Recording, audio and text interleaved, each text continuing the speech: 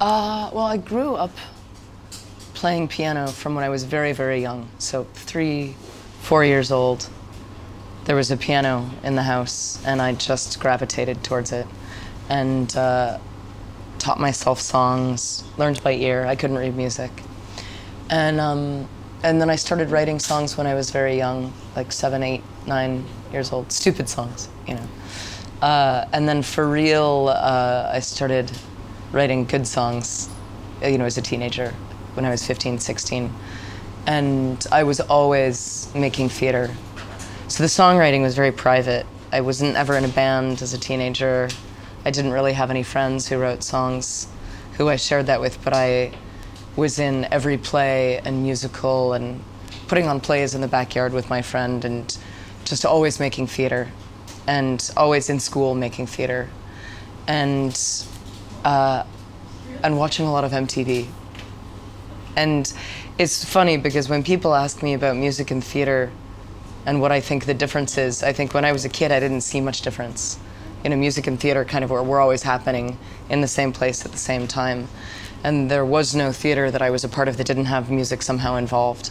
And so I wrote plays when I was a teenager and directed them and cast them, and we had this wonderful theater department in my school. And all of the plays were based on my favorite bands. You know, I basically was making like live music videos on stage with very little speaking. And I didn't think that that was weird at all. I just thought that that's sort of what I was, it's what I was taking in, so it was what I was putting out. And then I got into my 20s and decided that making theater was too complicated and hard to control. And making music and writing songs and starting a rock band like the Dresden Dolls was just, it was easier to do more. So that's the direction I decided to go in, but I just brought all the theater with me. The Dresden Dolls started in 2000, and we started playing very small shows, bars and stuff locally. And after doing that for about 2 years, the band got bigger and bigger, and then we signed to a label, got a manager, and, you know, went on tour, hit the road and never stopped touring. We went all over the world constantly for about 4 years. And we went crazy. Like, you know, we both went a little crazy. And we had spent so much time together that we just, we needed to stop. And we never stopped loving making music. And we still do. We still get together and play. But the constant being together 24/7 and doing shows every single night really drove us crazy. And so I think we needed to take a good long break. And I think we're still going to do more and play more. But it'll be in cycle and in rotation with all of our other projects. So like right now I have this fantastic backup band. Sometimes I just play totally solo, piano and ukulele. Sometimes I do plays and other projects. The Dresden Dolls just became oppressive. It was the only thing we did all day, and every night for too many years of our lives, and it was just too much. There were so many highlight experiences of those years touring with the Dresden Dolls I can't even start. You know, opening for 9 Inch Nails, it was huge for us. Especially that tour was really special, meeting David Bowie at a 9 Inch Nails show and talking to him about music. And we played with a lot of our heroes. You know, we've gotten to play with Cyndi Lauper and, you know, Erasure. We went on a whole tour with those guys. And, you know, we played with Richard O'Brien, who started, you know, created the Rocky Horror Picture Show. And, you know, one by one we got to meet a lot of our influences. And those were always the memorable moments, like getting to meet and play music with our heroes was, those are some of my favorite moments. And then just like a lot of weird shit happened. We played in so many bizarre situations, especially in the beginning of the band. In the beginning of the band, we played a private party for a bunch of actual vampires. We played sex fetish fairs Like, we took every possible gig, whether it was for money or not. We just played anywhere people would invite us.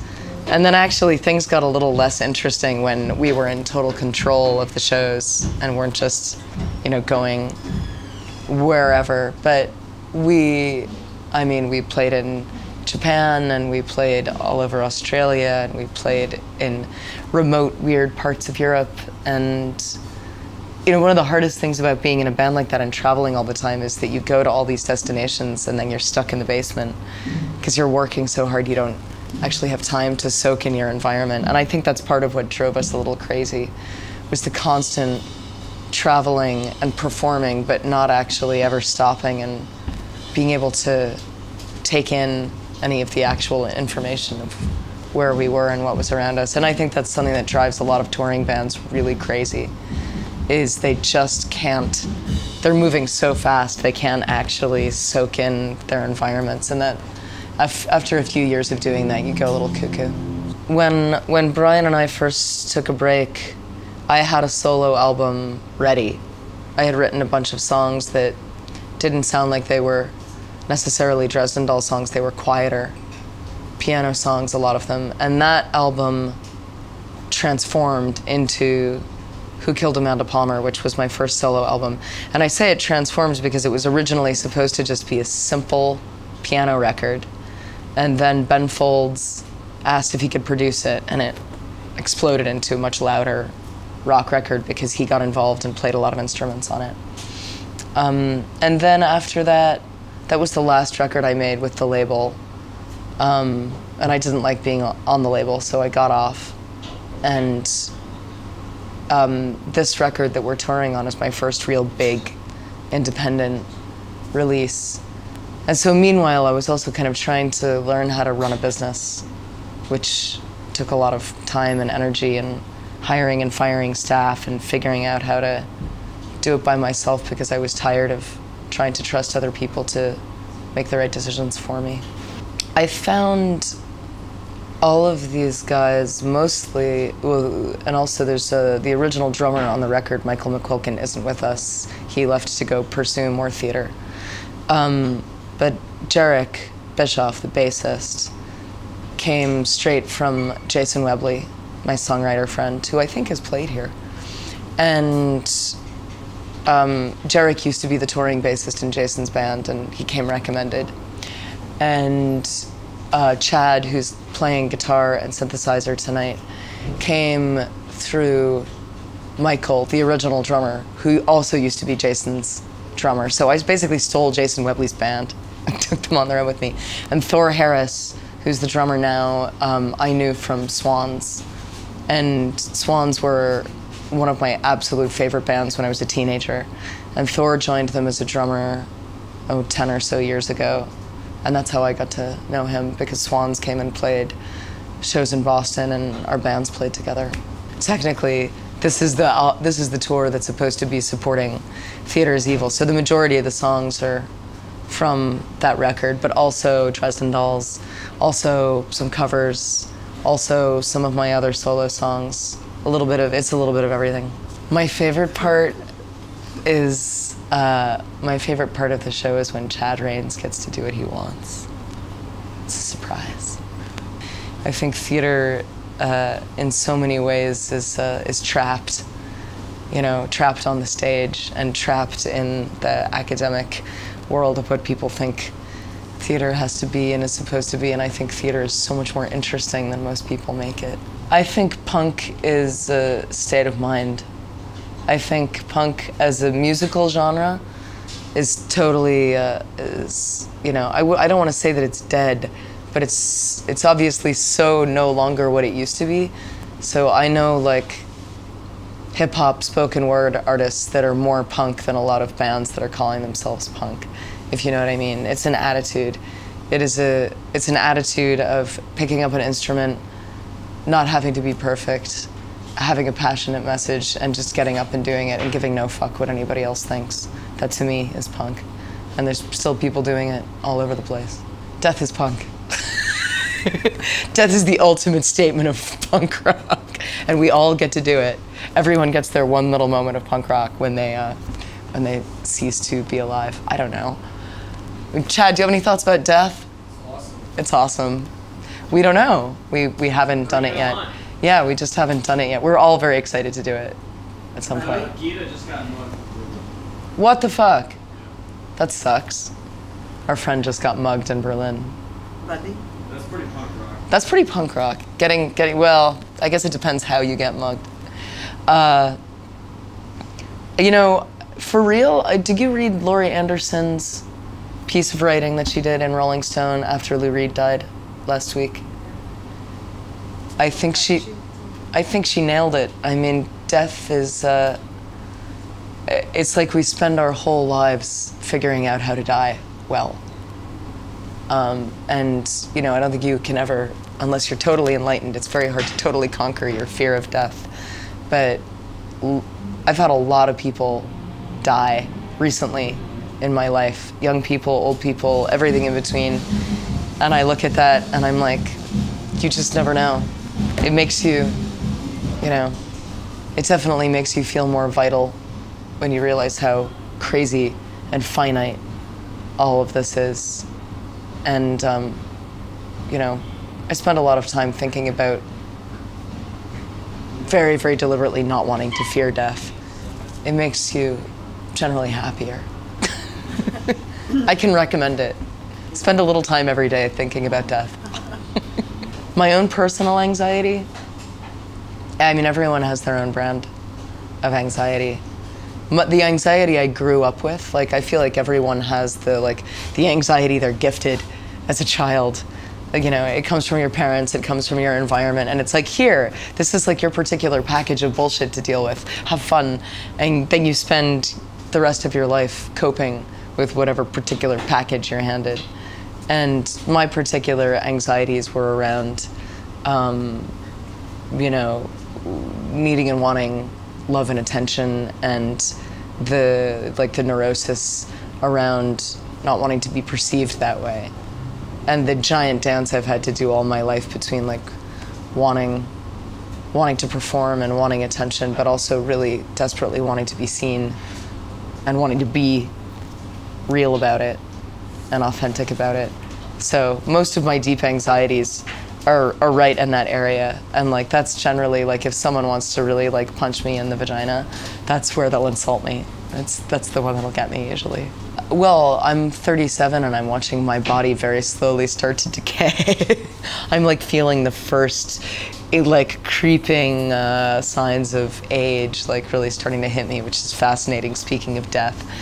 And you know, and also spending life, you know, on the road of rock and roll. It's like on stage tonight I will totally have like total disregard for my body in a very, very, very specific way. You know, it's like I go into the crowd and I sort of give my body over and I just have to sort of pray that I'm going to be okay. I spend the other hours of the day trying to take care of it and doing yoga and going out and trying to keep myself as relatively healthy as possible so that I can do the best possible job out there. That being said, like, I'm a pleasure seeker. So I feel like my whole life is like walking that tightrope between like wanting as much pleasure as possible, but wanting to stick around for as long as possible and deliver a show or a message as strongly as possible. And I think the physical is inseparable from that. You know, your body is your delivery system, no matter what you're trying to do, no matter what job you're trying to do. And, you know, I'm married to a writer. Like, that's amazing to watch a writer's relationship with his body. It's almost like he forgets it exists completely. It's just this big hunk of useless flesh carrying his brain around. And so we encourage each other to take care of each other so that we can last as products, you know, like as long a shelf life as possible. Well, when you say emancipation, I think about feminism because that's been the topic that I've been chatting about for the last 2 or 3 weeks. And I played in Milan last night, and I had all these women and girls, like teenage girls, give me letters saying, you know, we think feminism is so important and Italy is so sexist and we feel so trapped and what the fuck should we do and how do we get out of here? And I read all those letters on the bus today just thinking like, oh God, I don't know what I can say to you that I haven't already said or what I can do or how I can help. But I just see so much of that lately. It's also because it's in my field of vision. You know, there are people all over the world, billions of people seeking different kinds of liberation and different kinds of emancipation. But the ones that I'm coming into daily contact with here on the road and on the internet and wherever are confused women trying to figure out what it means right now to be a woman and to be a feminist. And there's a great conversation going on, but it's insanely confusing because emancipation doesn't have an, you know, it's like, here's your gate and here's your road and here's the path out, go free yourself. It's a completely confusing puzzle and maze to even figure out how you might be trapped. So this has been all I've been thinking about for the past few weeks. Being Amanda Palmer, I have no idea what to say to you. I've never done any other job, so.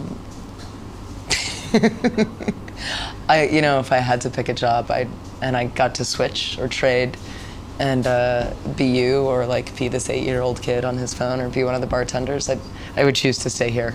I like it. You know, I've gotten better at it. You know, I've clocked too many hours being Amanda Palmer to want to be anyone else.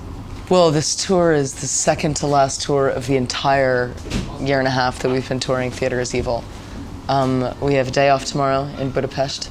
I'm going to see my great theater friend, János Zsaj. Do you know him? So he's coming to the show tonight. I haven't seen him in a year, and I'm gonna hopefully get dinner with him. That's my next specific plan. And then we finish tour in Munich, and I go play one show in Vienna, a show in London, and then I go home. And I tour around, I do some parties with fans that they bought on Kickstarter. And then... Do you visit theater often? Yeah. If you have time? Yes, yeah, I love going to the theater. I just got tickets to see Stephen Fry in Twelfth Night in New York. I'm very excited about that. And then I'm gonna write a book. And after I write a book, I'm going to move into a house. And after that, I have no idea what I'm gonna do. I think I might write a play, musical-based play. And after that, I try not to plan more than a year ahead, ever. It's too much commitment. I think that that's part of what I'll work on, is marrying some music and theater together in my own way.